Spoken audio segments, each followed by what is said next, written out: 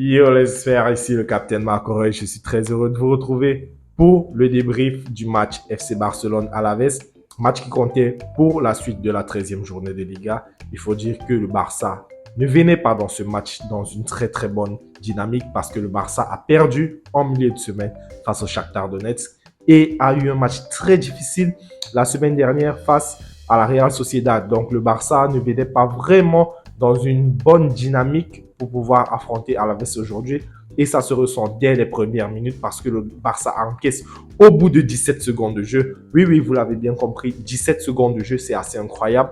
Même configuration que contre Grenade. Grenade qui avait marqué au Barça au bout de 20 secondes. Donc, bis repetita aujourd'hui, c'est Samu qui trompe Ter Stegen au début du match et ça fait 1-0 déjà pour Alaves. Donc, il faut déjà dire que le Barça, il venait quand même avec leur équipe type pour moi sur le papier parce que voilà, Pedri de retour déjà. Bon, il manque peut-être Frenkie de Jong, mais je pense qu'il est bien remplacé par Fermin Lopez. Fermin qui n'est pas un mauvais joueur du tout. Donc le Barça avait quand même déjà son équipe sur le papier. C'est pour ça que on peut se dire que voilà, ce début de match ne les mérite pas parce que tu sens qu'ils peuvent faire plus. Quand tu vois le papier, tu vois l'équipe qu'ils ont, tu vois les joueurs qu'ils ont, tu sens qu'ils peuvent faire plus. Donc tu te poses des questions en fait. Tu te demandes pourquoi est-ce qu'ils n'arrivent pas à jouer, pourquoi est-ce qu'ils sont en difficulté en fait. Et ces difficultés, elles sont d'autant plus représentées par un joueur en particulier, Jules Koundé, qui a énormément souffert en première mi-temps. Koundé, il a été dominé, il a été haché, voilà, maltraité par Samu, l'attaquant d'Alaves.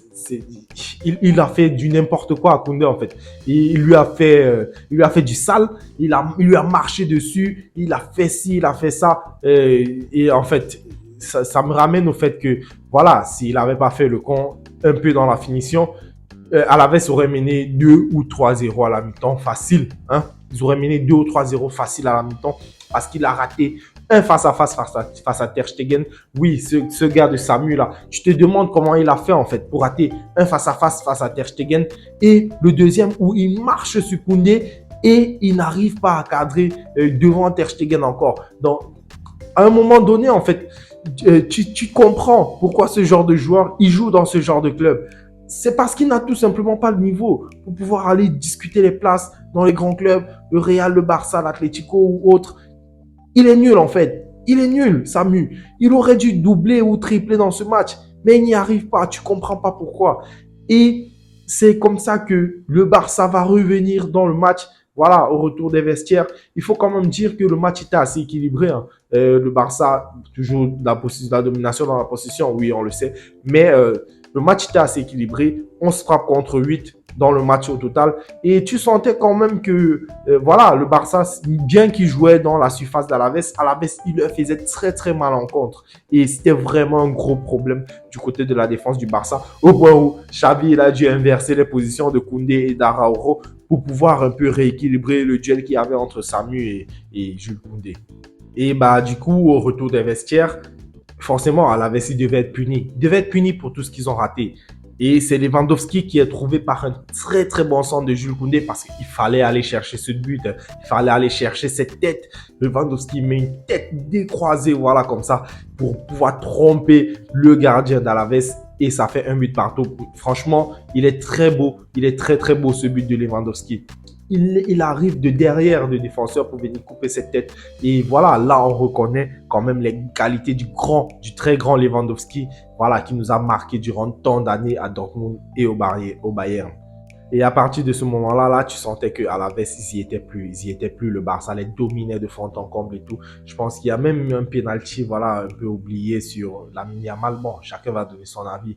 Pour moi, je pense quand même que ça aurait pu être sifflé.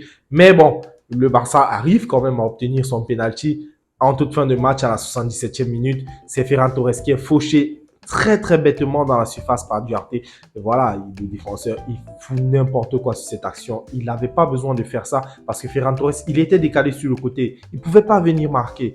Mais le défenseur, il fait cette faute complètement bête et inutile et ça donne un penalty pour Lewandowski qui ne tremble pas, bien sûr, pour transformer ce penalty. Ça lui fait 7 buts en Liga, Robert Lewandowski, qui quand même, c'est une petite rédemption pour lui. Hein. Lui qui ne marquait plus depuis 6 matchs. 6 matchs sans marquer, c'est énorme pour un joueur comme Lewandowski. Et ce doublé aujourd'hui, ça lui fait énormément de bien. Voilà, Lewandowski, ça fait toujours du bien de le retrouver dans ce genre de configuration, qui mette un ou deux petits buts. Ça lui fait du bien au moral aussi, ça fait du bien à l'équipe. Voilà, c'est tout bénef, quoi. Et Joao Félix qui a, ma foi, tenté un peu pas mal de trucs assez improbables aujourd'hui. Voilà, je l'ai trouvé pas à la hauteur aujourd'hui, quand même pas trop. Joao Cancelo, il a fait un très très bon match. Lamine Yamal, je pense que son match n'a pas été à la hauteur aujourd'hui. Lamine Yamal, là tu constates en fait, il n'a pas des qualités de buteur, Yamal. Parce qu'il y a énormément de centres qui sont arrivés vers lui, mais à chaque fois, il a ce problème-là pour finir les actions. Je pense que s'il doit s'imposer dans cette équipe, ce sera plus dans l'optique d'être un passeur que d'être un buteur. Voilà, ce genre de joueur dynamiteur sur le côté pour pouvoir retaper, repiquer dans l'axe comme ça avec une passe décisive et tout. Mais genre buteur là, c'est très difficile actuellement. Bon, il a encore une marge de progression. On va voir s'il peut progresser dans ce domaine. Mais pour l'instant, je le vois pas vraiment comme un gars qui peut te claquer 15-20 buts sur une saison et tout. Voilà, on verra bien, on verra bien. Et donc voilà, le Barça qui s'en sort encore bien aujourd'hui quand même, avec un match très difficile une fois de plus, comme la semaine dernière, et ils arrivent toujours à s'en sortir avec les 3 points. Et je le dis toujours en fait, et vous allez me le dire, je le dis, je me répète, mais le Barça, c'est à ça qu'on reconnaît les grandes équipes. Dans la difficulté, d'énormes difficultés, ils arrivent toujours à s'en sortir avec les 3 points, et c'est tout ce qu'on leur demande. C'est ça l'expérience, c'est ça l'expérience, c'est ça la grande équipe. Et ils prouvent chaque week-end qu'ils sont une grande équipe. Malgré les difficultés, ils sont dans la résilience, ils n'abandonnent pas. Et voilà, ils prennent les 3 points aujourd'hui. Ça leur permet de rester au contact du Real. Ils restent à 2 points et ils se détachent un peu de l'Atlético. L'Atlético qui va jouer ce soir à 21h face à Villarreal, qui pourra espérer revenir à 2 points du Barça. Donc voilà les amis, c'est à peu près tout ce qu'on pouvait dire pour aujourd'hui. Riron qui reste leader de la Liga à la fin de cette journée. Je pense que la semaine prochaine, c'est une semaine internationale. Donc on se retrouve dans 2 semaines pour la 14e journée de Liga. D'ici là, prenez tout soin de vous. Likez la vidéo si elle vous a plu. Abonnez-vous à la chaîne si ce n'est pas encore fait. Et tchuss!